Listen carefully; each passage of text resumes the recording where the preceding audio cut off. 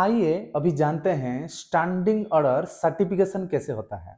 सबसे पहले company model standing order को रेफर करके एक ड्राफ्ट स्टैंडिंग ऑर्डर तैयार करता है और उस ड्राफ्ट कॉपी को वो सर्टिफाइंग ऑफिसर के पास भेजता है।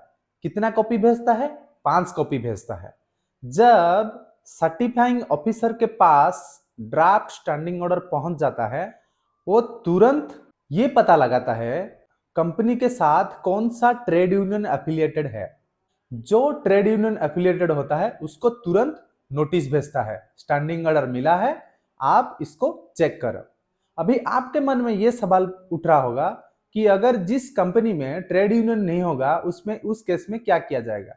उस केस में सर्टिफाइंग ऑफिसर या उसके रिप्रेजेंटेटिव कंपनी में आते हैं और 3 से ज्यादा वर्कमैन नॉमिनेट करते हैं। कुछ केस में इलेक्शन भी किया जाता है, कुछ केस में नॉमिनेट भी किया जाता है।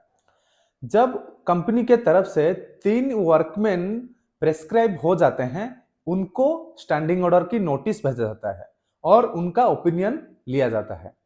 जब उन्होंने अपना ओपिनियन दिया, आइदर 3 वर्कमैन रिप्रेजेंटेटिव और ट्रेड यूनियन, जब से उनका ओपिनियन मिल जाता है सर्टिफाइंग ऑफिसर को, उसी डेट से 7 दिन के अंदर अंदर उनको सर्टिफाइंग ऑफिसर को स्टैंडिंग ऑर्डर अप्रूव करनी होती है या सर्टिफिकेशन करनी होती है। फाइनल सर्टिफिकेशन कंपनी को भेजता है, यानी कि एम्प्लॉयर को भेजता है, वर्कमैन को भेजता है और ट्रेड यूनियन को भेजता है। जिस दिन कंपनी या ट्रेड यूनियन को सर्टिफाइड स्टैंडिंग ऑर्डर मिल जाता है, उसी डेट से 30 दिन के अंदर अंदर उनके जो भी क्वेरीज हैं, वो सर्टिफाइंग स्टैंडिंग ऑर्डर के अंदर जो जो पॉइंट होते हैं, अगर उसमें कुछ इंप्रूवमेंट की जरूरत है या उसको लेके कुछ ग्रीवेंस है या उसको लेके कुछ डाउट है, 30 दिन के अंदर अंदर अपील कर सकते हैं।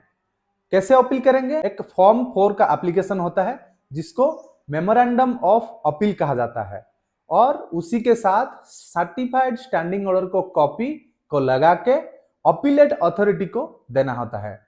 अभी सवाल है, अपीलेट अथॉरिटी कौन होता है? अपीलेट अथॉरिटी सर्टिफाइंग ऑफिसर की पोस्ट के ऊपर होनी चाहिए, यानी कि जो सर्टिफाइंग ऑफिसर है वो अपीलेट अथॉरिटी नहीं हो सकता, उसके ऊपर वाला पोस्ट एक ऑफिसर, गैजेटेड ऑफिसर होनी चाहिए।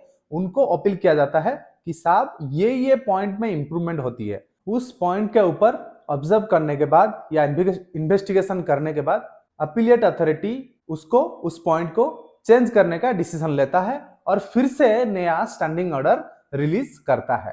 कि पूरे प्रोसेस कितने दिन में होनी चाहिए?